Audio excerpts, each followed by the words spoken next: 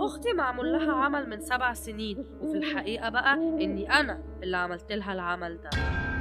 أوقات كتيرة الغيرة بتخليك تعمل حاجات أنت لا يمكن كنت تتخيل إنك تعملها في يوم من الأيام. ومن 7 سنين غيرتي اتحكمت فيا وقررت إني أعمل عمل لأختي، ولأن كان عندي صديقة ليها في الكلام ده فساعدتني ودتني عند شيخ شكله غريب جدا، وهو اللي عمل العمل ده لأختي. قال لي في الوقت ده إن ده عمل سفلي ولا يمكن يتفك. العمل كان بوقف الحال وبدمار كل حياتها تقريبا. أنا بقى كنت فرحانة جدا وقتها، وكنت مبسوطة إني قدرت أعمل لها العمل ده. وفعلا من بعد ما عملت لها العمل وكل حاجة في حياتها اتدمرت. دراستها ابتدت تفشل فيها، حتى شغلها سابته، وخطيبها اللي كانوا بيحبوا بعض جدا سابته هي كمان. في الحقيقة هو اللي سابها. بعد ما حياة أختي اتدمرت حرفيا كل حاجة اتقلبت، وأنا اللي عملت لها العمل كل حاجة اتقلبت عليا وتحولت للأسوأ.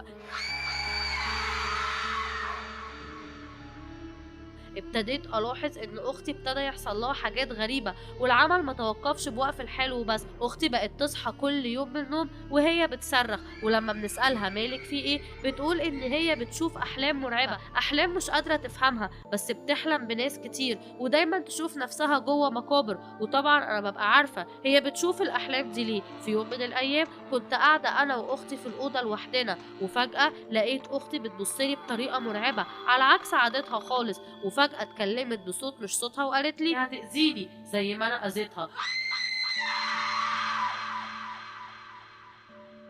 طبعا انا اترعبت وقتها وافتكرت ان هي عرفت بكل حاجة انا عملتها، بس بعد دقايق اغمى على اختي خالص كأنها نامت فجأة. ولما رحت وفوقتها وسألتها انت قلتي كده ليه، ردت عليا وقالت لي ان هي مش فاكرة اي حاجة. المشكلة دلوقتي ان اختي على طول بتتحول، خاصة بالليل لما بكون قاعدة معاها، وتبتدي تقول كلام غريب جدا بصوت مش صوتها. اوقات تتكلم بصوت طفل صغير، اوقات تانية تتكلم بصوت ست عجوزة، اوقات تانية تتكلم بصوت راجل. وفي كل مرة بتهددني تهديد صريح وبتقولي ان هي هتأذيني واللي عملته فيها هيتعمل فيا. ودلوقتي انا مش عارفة اعمل ايه ولا حتى اتصرف ازاي. ولما حاولت ادور على الشيخ مرة تانية علشان يفك العمل اللي انا عملته لاختي ما قدرتش اوصله. الشيخ ده فص ملح وداب. حتى صاحبتي اللي ساعدتني في الموضوع رفضت ان هي تساعدني تاني. ودلوقتي انا ما قداميش غير حل واحد بس، اني اروح لاهلي واقول لهم